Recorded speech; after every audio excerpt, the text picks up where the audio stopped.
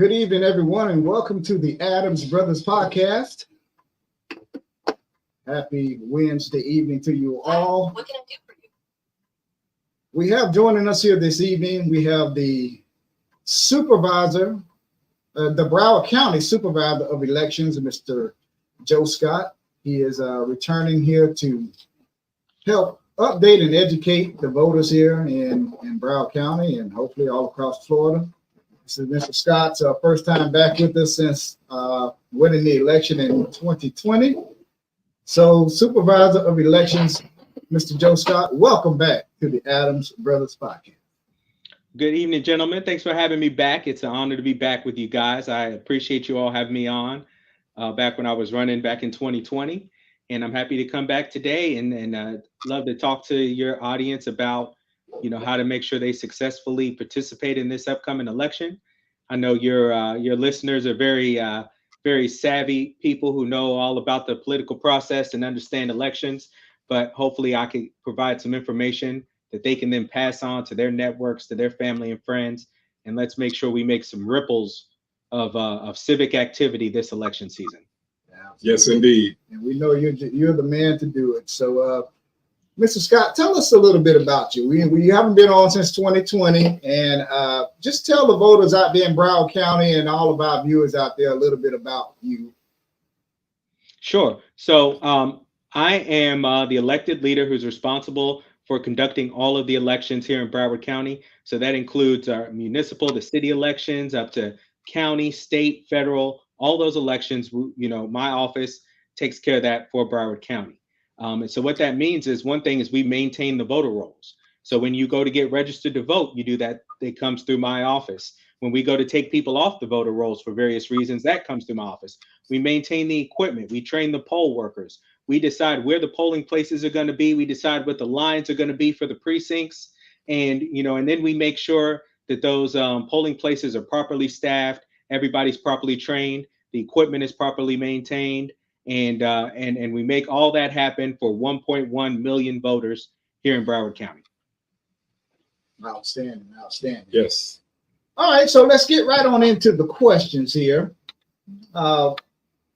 We know we have an important election coming up here on November 5th, 2024. We have the general election that's coming up, and we're going to be voting for a president, a Republican president and a Democrat president. They're both going to be on the ballot. And there are some things that people here in Florida and Broward County need to know. So what do Florida voters need to know about voting here in Broward County? And if you can just touch on a little bit here about Florida, if you can, but if you want to just focus on Broward County, you can. Or whatever you want the voters to know. Yeah, absolutely. So listen, like you said, obviously everybody is thinking about that presidential election. I'd also like to bring everybody's attention to the fact that there are other incredibly important races on the ballot, such as the U.S. Senate race. Here in Broward County, we have our sheriff's races on the ballot. We have, we have local, many of our cities here in Broward County are having their elections on this same ballot. And probably one thing that a lot of people are sleeping on that is probably the most important. And the reason I say it's the most important is because it will outlast any of these people who get elected. So the thing that outlasts these people who get elected are amendments to the Constitution or changes to the county charter. These things are there in perpetuity until another vote changes it, right? And I don't say that to discourage people or to even try to get people to vote one way or the other. The reason I say that is to make sure that you do actually focus on those and don't think that that's something that isn't incredibly important. It might be the most important thing on the ballot. The ballot questions. And the reason I say that the ballot questions are the most important thing is, again, that is likely, if it does pass and it does become part of your constitution or your county charter or your city charter, it is likely to outlast any of those people that you elect to serve in office. So, so that's something that I hope everybody's aware of. The ballot is a lot longer than you might be used to. There's a lot there. There's a lot going on, but it's all incredibly important. And I hope everybody takes the time. And I think that'll be a good way to segue into the fact of how different ways you can vote and how you should decide which way to vote. Does that sound good to you guys? Yes, it do. Yes. Yes. So, I always recommend that people go ahead and request a vote by mail ballot. You can actually request, I'm not sure, what day is this going to be on? The election? No, Well, the podcast. Oh, we're on live right We're now live on right now. Facebook. Oh, okay. and YouTube. Awesome. Well, Okay.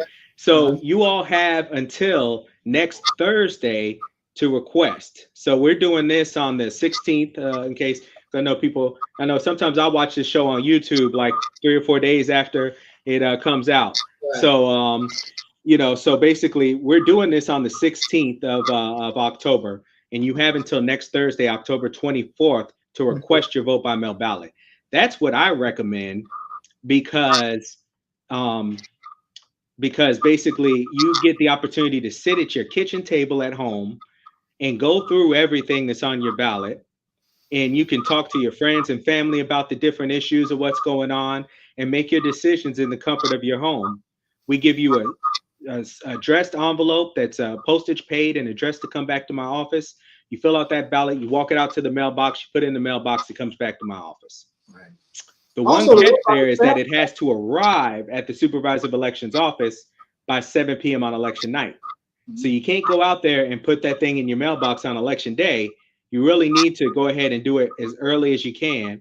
You get your ballot, you sit down, you fill it out, and you put it back in the mailbox and get it sent back in as early as you can. Or you can take it out to the early voting polling place, correct? So that's correct. So that brings us to number 2.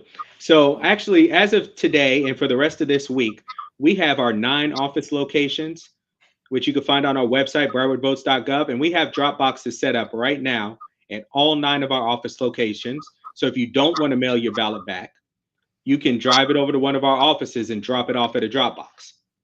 Now, starting on Monday, October 21st, that's when we actually have in-person early voting.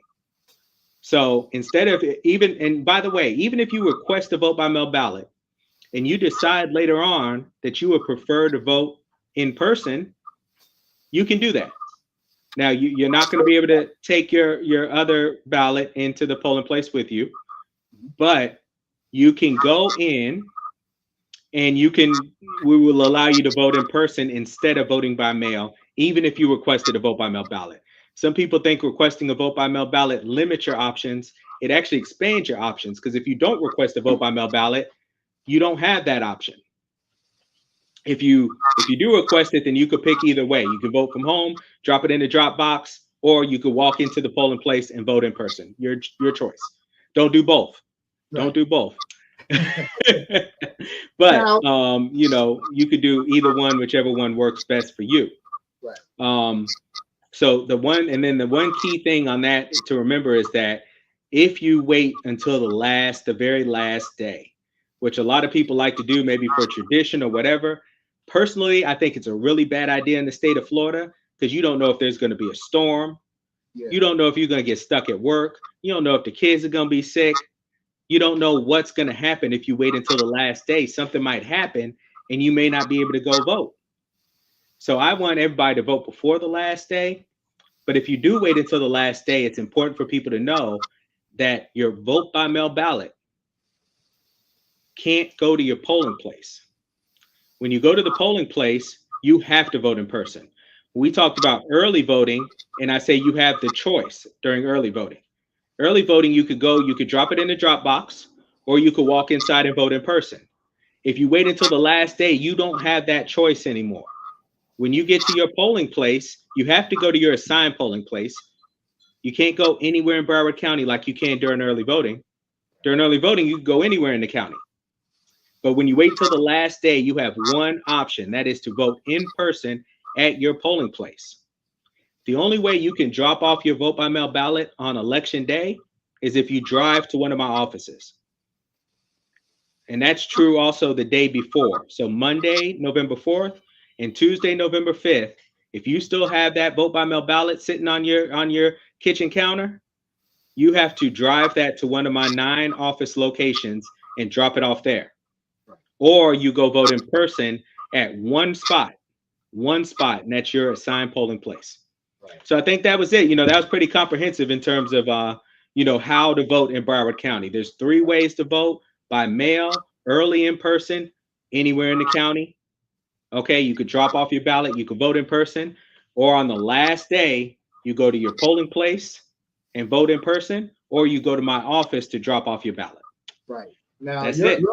Your office sent out some sample ballots. Do you urge people who receive those sample ballots in the mail to sit down and take their time and do some research on these candidates and bubble those that sample ballot in while you're sitting at the table with your friends and family? Do you urge them to fill that sample ballot out early and take it to the polls with you, and not just try to remember everything on election day?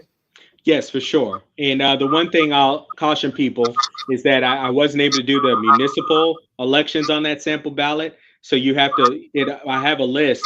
And if your city has an election, I urge you to go and look up what you got for your city in terms of who the candidates are for your city, or any questions that you might have for your city, because that's a separate thing for folks to look at. Okay. But yes, honestly, I think that's a great way to do it, to go ahead and sit down with friends and family and talk about these things before you make a final decision as far as how you're going to vote. And also to have that, because honestly, I know I would have a hard time. I don't, I like to vote from home because I like to just fill out my ballot at home and seal it up, and then I take it. Obviously, I work here, so I just drop it in the drop box when I come to work. That's the way I prefer to vote. But yeah, if you do want to go walk into a polling place and stand in the booth, at least have something with you that'll help you make your choices once you're standing in the booth, because otherwise sitting there trying to Google on your phone from the booth is your feet might get tired after a while. Right. And one other question about if you put your ballot in the mail, is there any way that you could track your ballot? I know a lot of people, they worry about if their ballot is, their vote is being counted. Is there any way, once you mail that ballot, is there a way to track your ballot here in Broward County or in the state of Florida? Yep. So we have a couple of ways for that, actually. So we do have on our website, if you go to browardvotes.gov, that's browardvotes.gov, and you can check your voter info. We have sample ballots there, by the way. The sample ballot on the website will be your full sample ballot, including any city elections that are happening. Okay, so that's actually a better sample ballot than the one we mail out. Right. But the probably the best sample ballot is request a vote by mail ballot. Even if you don't want to vote by mail, request your vote by mail ballot, and that's the best sample ballot you can get. Right. So basically, yeah, if you go on the website, also, if you are voting by mail, it gives you your status information in that same area on our website. You basically put in your last name, your first name, last name, date of birth, and then you can see your own personal information in terms of your request and what the status of that ballot is. The other thing is you can actually, you can request status notifications from our office. Okay. If you provide us with your email or your cell phone number, we will actually text you and email you updates. So we let you know that your ballot's on its way. We'll give you reminders to send your ballot back. We'll let you know that we received your ballot. We'll let you know it was accepted and it'll be counted. So we do keep you updated on the status of your ballot when you request those notifications from us. Okay. And you would have to provide your email or phone number. That's correct, Mr. Scott. And is that to browardvotes.gov where you can find that information at? Yes, sir. Yes, sir. So when you go to browardvotes.gov, I have a link on that page you'll find pretty easy that says get status notifications. So you go on there, you ask for the status notifications, you give us your information. Also, if you vote by mail, on the envelope, there's a space on there for you to write that in. And we do use that. So when you do send that in, we do capture that information and we add it to your voter record so that we have your email and your cell phone number, and we can contact you that way. Okay. We have a question from one of our viewers there. What if my address differs from my driver's license than on my voter registration? Yo, that is a great question, because Yeah. I just want folks to know that we are not here to police that. Okay. So, you are required to update your driver's license, but we are not the ones enforcing that. So when you come to vote, you live wherever you tell us you live. Okay. We're going to believe you. Yeah. Okay. So you tell us where you live, and that's the address that we'll put on file for you. If you need to update your address, we'll give you a voter registration application so that you can update your address, and then we'll update it. That's one of those things where if you have moved recently, I would really encourage you to go to early voting, because again, you can go anywhere in the county. So as long as you're in the county that you live in, you can't be in the wrong place. If you wait until the last day, you have to vote at your assigned precinct based on where you live that day. So if you come in and we say, well, first thing we'll do is we'll show you your address we have on file. And we'll say, is this still your address? We're asking you, you tell us. We're not looking at your ID to see if it matches. We're not doing all that. We're asking you, is this your address or not? If you tell us it's not and you change your address, and now you are at now you're assigned to a different polling place, you have to leave and go to that polling place to vote. You can't vote at the wrong polling place. Right. And I'm emphasizing that for a reason, because there's always folks who think they can argue and change the law by arguing with a poll worker. But if you just think about it for a second, arguing with a poll worker isn't going to change the law. Okay? Right. You have to vote at your assigned polling place. If you're in the wrong place on election day, and I'll tell you this, they're not going to argue with you. They're going to hand you a provisional ballot. They're going to say, listen, you can vote a provisional ballot. And then people are like, that's right. I'm going to go vote this provisional ballot. Mm-hmm. Do y'all know what's going to happen to that provisional ballot? It's going to get rejected because you voted in the wrong place. And Florida law is crystal clear. If you wait until the last day, you have to vote at your assigned precinct. Yes. And if my people tell you this is not your assigned precinct, you have to go over there and you insist on voting a provisional ballot, we're going to let you. It's your right. You can vote that provisional ballot all day. That provisional ballot's going to go in the storage room for 22 months. It's never going to get counted. So I want people to know that, because basically, we have tools to help folks too. So if you've moved and you're not sure where you're supposed to go, you haven't updated your address with us yet, and you want to update your address when you get there on election day, I actually have a tool on my website. When you go to browardvotes.gov, there's a thing on there that says find your election day precinct. You go and click that tool, you put in your address, and when you put in your address, it'll tell you what precinct your address is assigned to. So it's not a mystery where you need to go. It'll tell you where to go. You go there, you update your address. Now keep in mind, if you just moved and you haven't updated your address with us, you might get there and they might tell you this isn't your precinct. And the reason they're telling you that is because you moved. You need to tell them you moved. They might say, this isn't your precinct. Then they might ask you, hopefully they ask you, is this still your address? And you say, no, that's not my address. This is my address. They put in a new address. Oh, okay. This is your precinct. You are in the right place. Okay. All of these problems can be fixed. Really simple. You know how? By going on the website. That works too. But I was going to say early voting. Early voting, yes. If you go to early voting, you can't be in the wrong place. Right. One caveat, because some people go to the wrong county. That does happen. If you live in Miami, you need to go to Miami's polling early voting sites. If you live in Broward, go to Broward. If you live in Palm Beach, go to Palm Beach early voting site. And we do get those people, especially near the borders. And I know you guys are in Deerfield Beach, so you probably have some, you'll get some, people from Boca show up at, in Deerfield Beach, and, and we'll say, sorry, you're in the wrong place. Right. You gotta go to Boca. And I'm sure they get people from Deerfield Beach. Yeah. All And then, the time. no, sorry, you gotta go back to Deerfield Beach. Right. So, but other than that, I just, Florida does not make it easy. No. We have some of the toughest laws in the country when it comes to, you know, putting things in place that are intended to trip people up so that they aren't able to participate and vote. Right. And I think the key is for people, to know what's going on, but also to have enough resiliency to overcome those hurdles. That's right. Because that's the idea. The idea is to stop you from voting. And that's why we're here. you should not let them win. Right. You should overcome those hurdles and make sure your vote gets counted. Absolutely.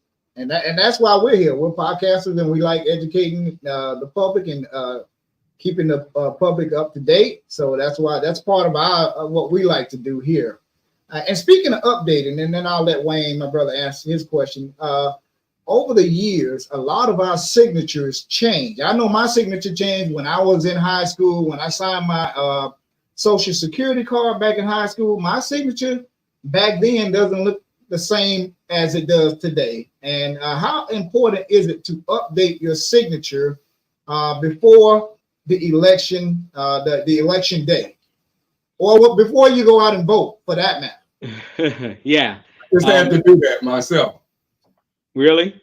Yeah. How long ago did you have to do that? I signed up. I looked at my card. It was April of 1984, when my last year of high school. So I didn't remember how I signed it back then until I requested the vote by mail. That's when they asked me that question. So, funny story. I just went. So I took my son to get his license earlier this year, and I updated my license for the first time since I was in high school. So that picture I had on my ID, it looked more like my son than it looked like me.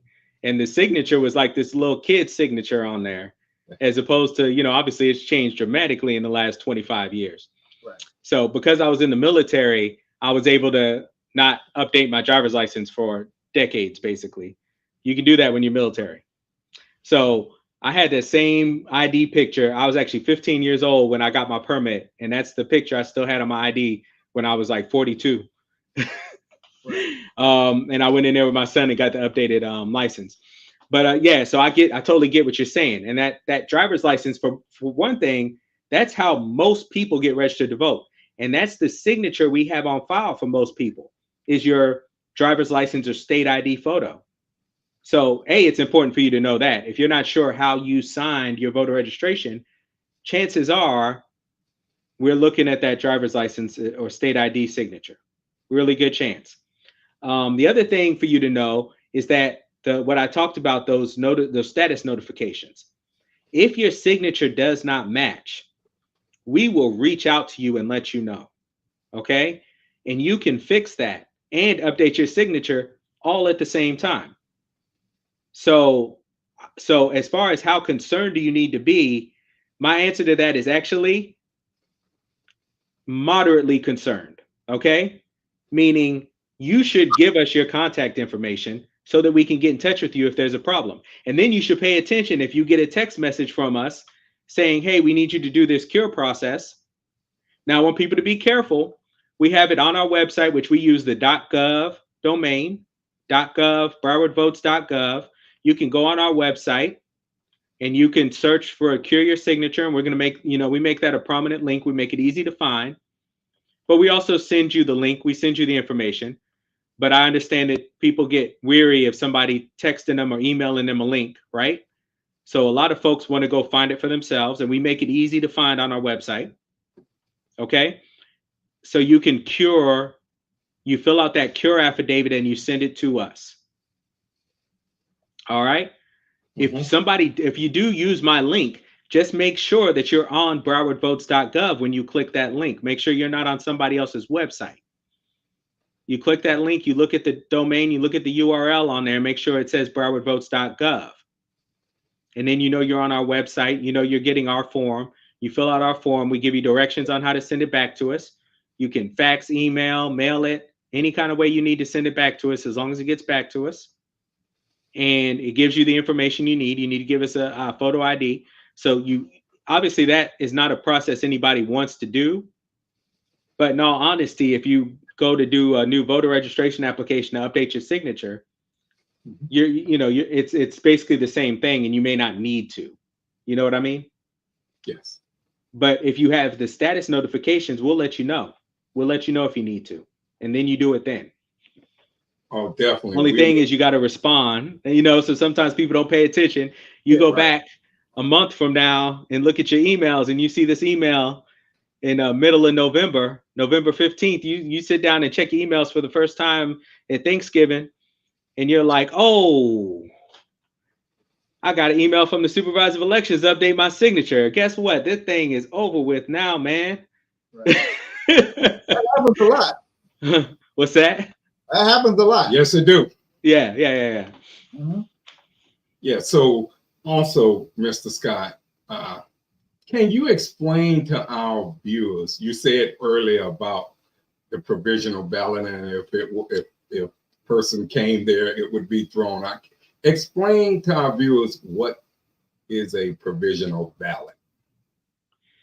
So a provisional ballot is really a way for people to be able to vote. I think the main purpose for a provisional ballot, the main legitimate purpose for a provisional ballot, is if you don't have your ID. Okay, so you're required to have a photo ID to vote in the state of Florida. If for whatever reason you do not have an ID, and let's say maybe you just don't have it on you, or maybe you lost it, or whatever, a provisional ballot is a way that you can still vote. Now, the problem is you still have to go through that cure process, and ultimately you will need a photo ID to vote. What a provisional ballot will allow you to do, though, is to go ahead and cast that ballot, and then you have a couple of days to fix it. Okay? It's basically the same process where you have to do a cure, just like if your signature doesn't match. You have to do that. But I would say that's the legitimate reason for using a cure affidavit.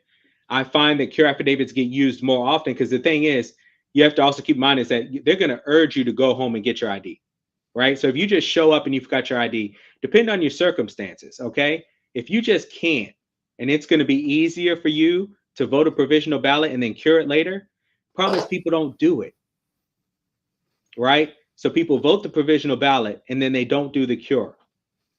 So the best thing to do is go home and get your ID. But that's the legitimate use. When I was talking about the fact that you're in the wrong place, if you're in the wrong place, you have to go to the right place. Voting a provisional ballot does not change the fact that you're in the wrong place. But if you don't have your ID, you can vote a provisional ballot and you can show your ID later. You have a couple of days. You have until Thursday. The election's on Tuesday. You have until Thursday. We don't do a lot of provisional ballots during early voting because people just come back. At the end of the day, you got to fix it. So you might as well go get your ID and come back. Yeah. But on election day, especially if it's late in the day, you don't have time to go get your ID. If you leave the polling place at 6:30 and you come back at 7:01, you can't vote. Can't but vote. If you're in line, you can vote, correct? If you're in line before 7 o'clock, you can vote. There you go. But that's the key. So if you show up at 6:30 and you realize you don't have your ID, that is where provisional ballots come in, because you don't have time to go get your ID and come back. Right. You need to stay in that line and vote a provisional ballot, and then bring us your ID the next day. Okay, definitely. Mr. Scott, do you expect long lines for early voting? Like in Georgia, we saw long lines, record number of people voted on the start of early voting in Georgia, which was yesterday. Do you expect those same long lines here in Florida when early voting starts? If my dreams come true, I hope so. I hope that the first day of early voting is twice as many. That's what happened. So in Georgia, the first day of early voting, not only did they break the record for the first day of early voting, they doubled the number of people who previously voted the first day of early voting. Yes. Are you kidding me? That's fantastic. What is showing up right now? That's showing up. I mean, Yeah. let's not take that for granted, by the way. And I especially if people are standing in line on day one. Because Right. you can come back tomorrow, right? Yeah. People are like, nah, I'm voting today. Yeah. And so I love it. I love it. God, that would be amazing. You know Yes, what it I would. mean? Yes. If people are that motivated to vote here in Oh, yeah. Broward County, because we Yeah. don't see that. I'll tell Yeah. you what we normally see during early voting. If you go to early voting, you're gonna be in and out of there so fast Yeah. because there ain't nobody there. Right. Mhm. We got a bunch of people in there working. There's nobody in there voting. People show up to vote on early voting. You are in and out, in and out. That's what we see. So let me wake up on Monday. Well, I'll probably be up, but I'm up on Monday and I go drive by. I'm drawing a blank here, but let's say Deerfield Beach Deerfield polling Beach. place. Deerfield Beach. A Deerfield Beach polling place. oh no, now I gotta look. All right, but anyway, I drive by or I come by my office. Let's say here in my Pompano, office, let's say and it's a Pompano. line wrapped around the corner on the first day of early voting. I'm gonna be jumping for joy. Right. So I can only hope. Right. The last time I saw something like that was when former President Barack Obama ran. I believe that was 2008 when he ran. And I remember going to early vote. The lines were wrapped, and it was so bad in Deerfield. Me and one of my best friends, we went out to Parkland, I believe, to go vote. But the lines were, it took us an hour and at least an hour and a half just to early vote in 2008. So we definitely can get those.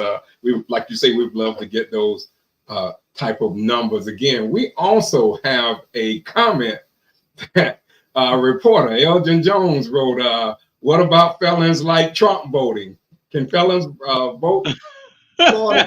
Somebody out here trying to get me in trouble. All right, but first of all, I had a brain fart. I was trying to think of Hillsborough Community Center. So at first I wanted to say I drive by Hillsborough Community Center and I see a line around the corner. So hopefully now that I came on the Adams Brothers podcast, I'm going to drive by the Hillsborough Community Center and I really hope I see a line wrapped all the way down the street on Monday. And I'll know it's because I went on the Adams Brothers podcast. Okay. That's right. It will be. I believe it will be. Now, y'all, we are not going to talk about anybody that's on my ballot. I am 100% neutral. I just want people to turn out and vote. My job is to count the votes and post the results. I have no passion towards anything that's on that ballot. My job is very clear to ensure the integrity of our elections. The question was, can felons vote? We could talk about felons, though. Let's talk about our returning citizens. So our returning citizens, people who have paid their debt to society and have earned the right to vote again. Now, here in the state of Florida, if you were convicted of murder or a sexual offense, you need to get clemency. You have to go before the clemency board, and the clemency board has to restore your right to vote. That's for people convicted of murder or a sexual offense. Okay? Mm-hmm. Now, if you're not one of those two categories and you were convicted of another felony, we had this amendment back in 2018, amendment to Florida's Constitution, that says that your right to vote is automatically restored once you have completed all the terms of your sentence.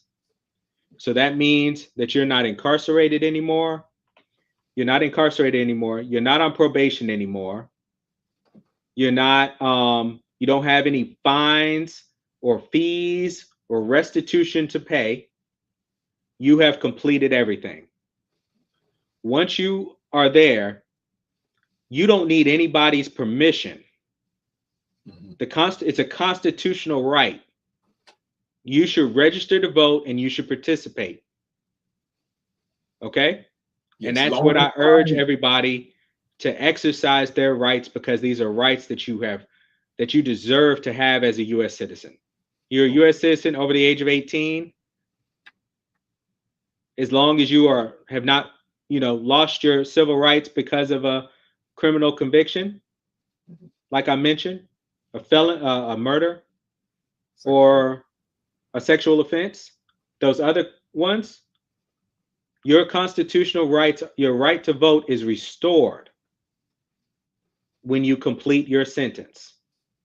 The second you complete your sentence, incarceration, probation, fines, fees, restitution, everything's taken care of, you are good to go.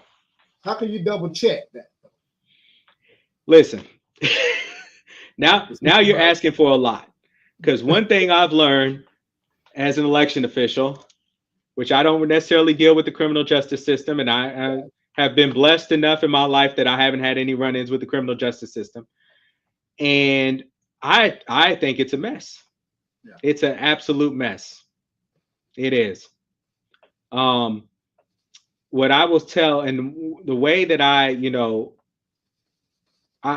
can't say I have never been there, so I don't know what it's like. But I feel like if I was there, when you get sentenced, you get told what your sentence is, and you get a document that tells you what your sentence is, and then you have to complete that sentence. So you have to complete everything that document says. And then, and I would keep documentation on that. So if I paid my fines and my fees and my restitution, I would hold on to my receipts so that if later on somebody says I didn't pay, I got a receipt and I can show you, no, I did. Good advice. Right? So I get it that everybody, wasn't that forward thinking, you know what I mean, at the time. So you might need to go back to the court or whatever and try to find that information and try to get the court to give you some information from 10, 15 years ago or whatever. And that might be very difficult for people to do. And I know that that's a challenge. It's hard. I get it. I mean, because I've heard it from enough people. But that's really the process. The process is for you to, have your own records and keep track of your own situation and know what's going on with you. And honestly, when you are there, you are there, and you should exercise your right to vote. So that applies, to me. I would say, I wouldn't take a big risk. I would want to have my receipts. I would want to make sure I have all my documents in order, that I know that I'm good to go before I go register to vote.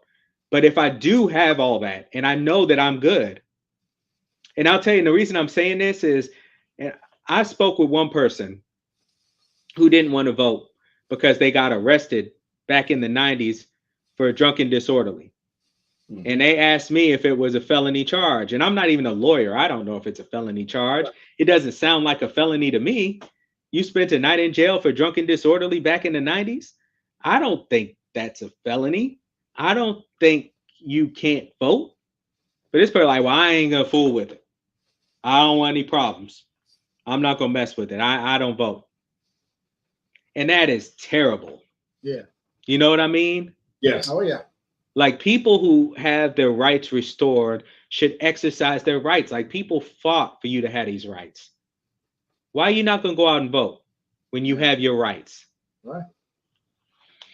And also, I got another question, Mr. Scott. What if you are, as they say, they have election overseers? Can someone, as you're voting, come and check your ID? Someone else, like a person like from the ACLU or some other organization, Republican, Democrat organization, can they challenge you? And what if that is done to you while you're there voting at the precinct? Because I know it has happened in the past. Yeah, well, one thing I think is important for people to know is that it is against the law in the state of Florida to file frivolous challenges.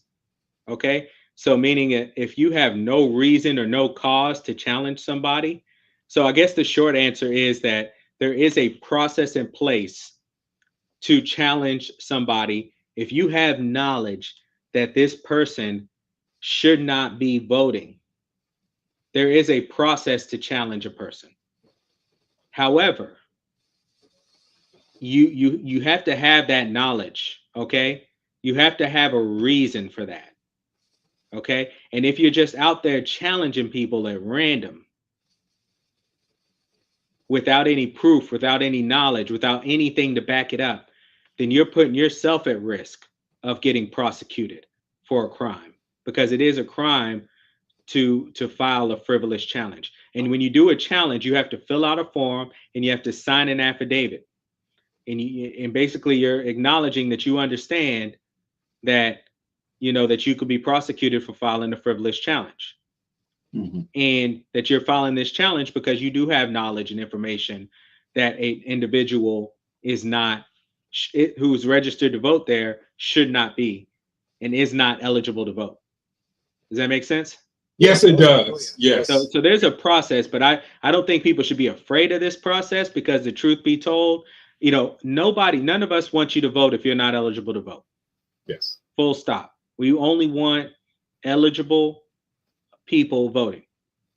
And if you are eligible to vote, you should exercise your right. You shouldn't let anybody intimidate you, because there's certainly people out there that are going to try to be out there to intimidate you away from voting. And it's not, you're not going to get shot with fire hoses and have dogs on you. Other people dealt with that and still voted, right? If Yes. you just are going to have some cranky guy say, I don't think you belong here, hopefully you could deal with that. Well, like we talked about before, overcome the obstacle. Yes. Oh, no doubt. We have another question. Tyrone Hill said, and I believe I know the answer to it, but I want you to answer it well. I would like to get my rights restored, and how do I go about doing it? And I believe it's through the Florida Rights Restoration Coalition. Am I correct? Yeah, that's a fantastic organization that can help you out for sure. Right. As far as getting your rights restored, depending on your circumstances. Yeah, if you don't believe that you are there, I do want to emphasize to a lot of people, because the thing is that I have found is that a lot of people, your rights are automatically restored. So it is restored, okay? It doesn't require you to do anything except complete your sentence, finish your probation, pay your fines and fees and restitution. As soon as those things are done, your rights are restored, and you may register to vote and you may vote. You don't need anybody's permission. Right. The key being, be right. You know what I mean? Oh, be yes. right. Because that's where I think where some folks have gotten in trouble in the past is that they, maybe they didn't pay their restitution. Right. And they thought they did. And if you did in the court, because sometimes maybe the court records are wrong. Do you have the receipts? Can you show where you made that transaction? Can you prove your case? I think everybody probably on this podcast heard about the case of all these people who got arrested back in 2022. Yeah. But I don't know how many people followed these cases. Almost all of them got thrown out. Yeah. Almost all of them got thrown out. And I think a couple of the people who got convicted were plea deals. So like, the truth is that they arrested all these people, but these people, they beat the case. It was, if you have your receipts, and honestly, it was a intimidation thing. And it worked, by the way, because a lot of people were intimidated by that. And a lot of people just decided to stay away from it. Because it did. You drag people through the mud. You bring up this old stuff that people were trying to get past. And then that's a horrible thing about it, is then they go to court and the case doesn't even stand up in court. Right. They end up getting, the cases end up getting thrown out. Right. So, so I would tell you guys, it's got to be hard to say, for somebody who's dealt with the criminal justice system and maybe had a bad experience, that you just don't trust it. And I get that. Trust me, I get that. And if you need to get those receipts and you need to get that information and you need to have some piece of paper, that you feel like verifies your status, I don't blame you for seeking that. I just Yeah. want to make sure that you know that you don't need it. Right. If you are in fact, if you have in fact completed every part of your sentence, then your rights are restored. Right. And we're going to put that in the chat. It's the Florida Rights Restoration Coalition, 1-877-MY-VOTE, 1-877-698-6830. We're going to put it in the chat also. So that's a good way to for someone to assist you in helping you get your rights. And the reason I spend so much time talking about that is that the state of Florida loves this idea that people are waiting for a piece of paper to confirm that they have their right to vote restored, because those pieces of paper are coming out real slow. Okay. Mm-hmm. I know this, our Secretary of State has a process to let you know or give you an opinion on whether or not your rights are restored. And people are just waiting and waiting and waiting. And they love it. They love it. Oh. Keep on waiting. Maybe we'll get back to you. Maybe we'll get back to you in December. Right. When you're in the poll, and I heard my brother say this just now, can a poll worker actually stand over you while you're trying to vote? And because that happened to me. And the reason I'm going back to this question is because it happened to me, and I pulled out my phone and I had some, I had I forgot my sample ballot, and I had it on my phone, and I was looking at my phone, and when I turned around, the lady was standing there right behind me, and she was just looking at me, and I felt uncomfortable. Are they allowed to do that? Was the place kind of empty? No, it was actually maybe pretty full. I wonder if maybe it was just a coincidence. I don't know. Honestly, I wasn't there. We hired thousands of people, right. And there might be some quirky people who don't have like good social skills. Right. That could happen. It's been known to happen. So I just wonder if this person, I can't imagine why. I mean, obviously this person wasn't trying to tell you how to vote, right? No. She didn't tell me how to vote, but she was just standing over me, making me feel a little bit uncomfortable. And I started to turn around and say, "Hey, don't stand over me." That would have been okay. Yeah, you just be like, "Hey, can you give me a little space?" Right. Yeah, no, I mean, I don't feel like that should have happened. Obviously I wasn't there, so I can't, speak on it too well. But but I would say that maybe this person just didn't understand personal space too well. Right. And they might have just been kind of assessing the room and seeing what was going on and being available if anybody needed help. Because sometimes they're just there's people kind of standing around in case anybody needs assistance, and they were standing a little too close to you for your comfort. Right. And so but no, I mean, nobody should be looking over your shoulder. That's not appropriate. Can you take a photo of your ballot, and is it against the law to post it on social media? No, to me, that's freedom of speech, pure and simple. So you can, there is a ban on photography and taking videos inside of a polling place. However, if you are just taking a picture of your completed ballot, what we call a ballot selfie, those ballot selfies are absolutely allowed. I would encourage you to just kind of pull out your phone in your little booth and take your picture of your ballot. Don't make a big thing about it, okay? And definitely don't be like taking pictures of the whole room and stuff like that, because that's when don't go live. Somebody's gonna come and tell you, no, you can't have no photography in here. But if you're just in the booth by yourself with your phone and you snap a picture and you want to post that on social media, that is not illegal. Absolutely not. So they can't go live on Facebook, just to be clear. Yeah, let's not do that. Yeah, let's not go live in the polling place. We're probably gonna have to ask you to step outside with that. Now, what about the media? Can they like we have media credentials? If we came in, can we take pictures and video? Or is it outside? So before 7 a.m. after 7 p.m. we would allow some of that kind of stuff to happen, but not during the day, not while people are voting. Okay. Yeah, thanks for clearing that up, because a lot of people ask us those questions and we really didn't know. So no, you're the best person to ask, bro. Yeah. Right. Now we try to, and especially the thing is, a lot of folks, especially like you guys, are just trying to help us get the word out. You know what I mean? So, I want to cooperate any way I can, within the confines of the law. I want to help out because I want you to do the same. I mean, we have the same mission. If you're trying to get people to go vote, I'm trying to get people to go vote. Let's do that together. So I feel like I have a good relationship with a lot of different media outlets because we have the same goal. We're trying to get everybody to show up and vote. Yes, Absolutely, definitely. absolutely. And that was my last question for you. My brother, have anything else for you?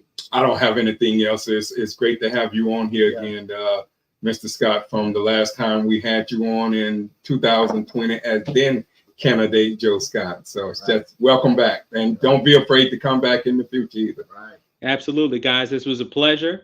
I appreciate you having me on. Great conversation. And I hope to see Deerfield Beach just rocking it this time.